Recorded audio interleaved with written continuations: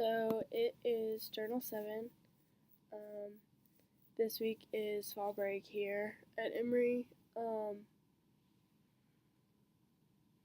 I'm still on campus. I didn't go home like some of our athletic training students. Um, it's my second week clinically experiencing in football. Um, I really like being on football because it kind of puts me out of my comfort zone for helping athletes because they put a lot of trust in the students. They assume that we can do what our um, our athletic trainers can do in the clinic. So we kind of get thrown in and get to do things that we've seen and never done before, and getting a lot of attempts. Um, Doing new tape jobs on ankles. I got to do ankle rehab. I got to do a shoulder rehab this week. So for this journal, I'm gonna talk about my clinical question for this semester. We chose to do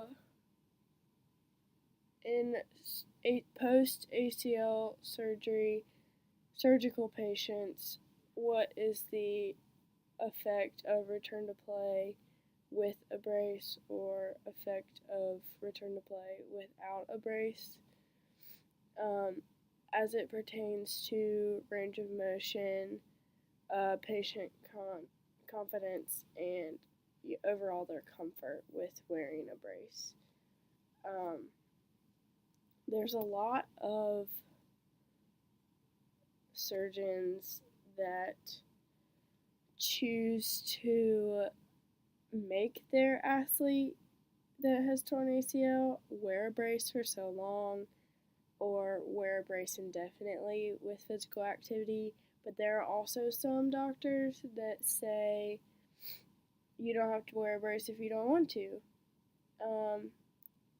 Personally, on my soccer team here at Emory and Henry College, we had 3 ACL tears last year. Around the same time, they all received braces. One of them wears their brace now.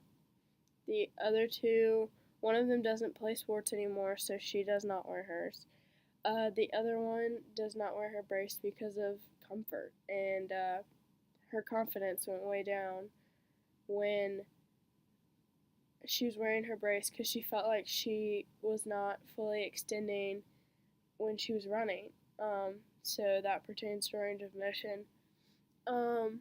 On the men's team here, they had an ACL tear, and his doctor told him that he didn't need a brace, and he came back this season because he was out all last year doing rehab and strengthening and stuff like that, getting back in shape to play this year.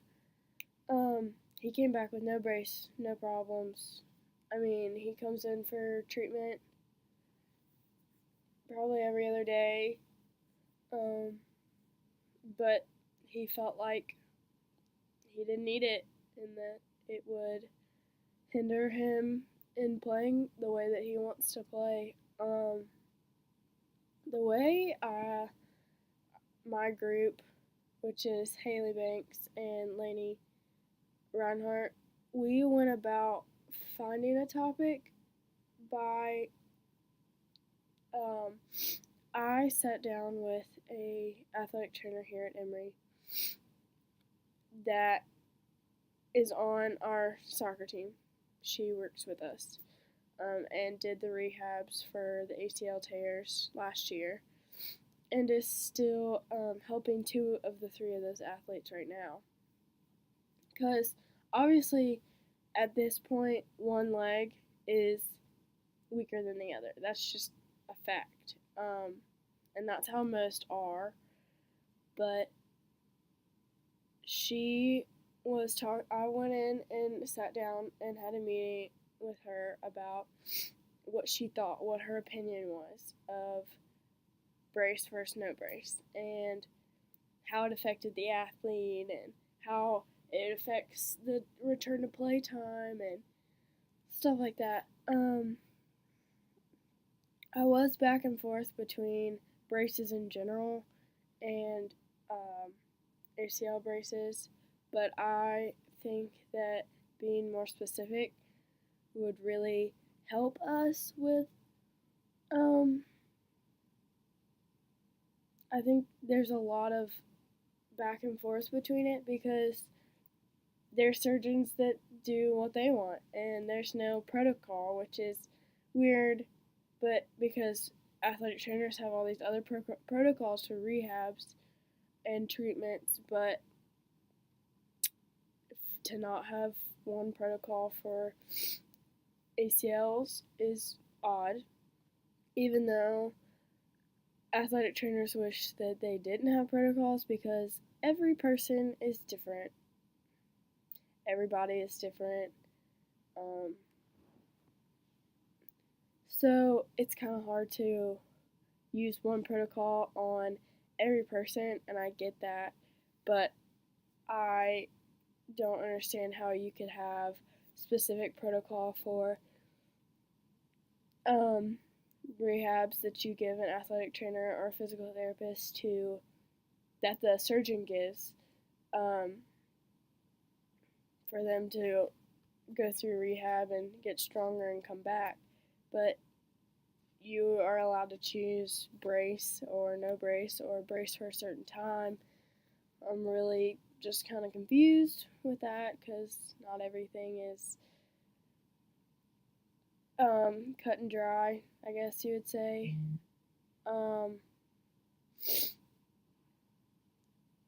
My committee is Chapin Buchanan, which is our athletic trainer advisor. Our content advisor is Scott Reinhardt, which is Lainey's dad. He has his doctorate. He's a physical therapist that practices close to Emory. Our faculty advisor is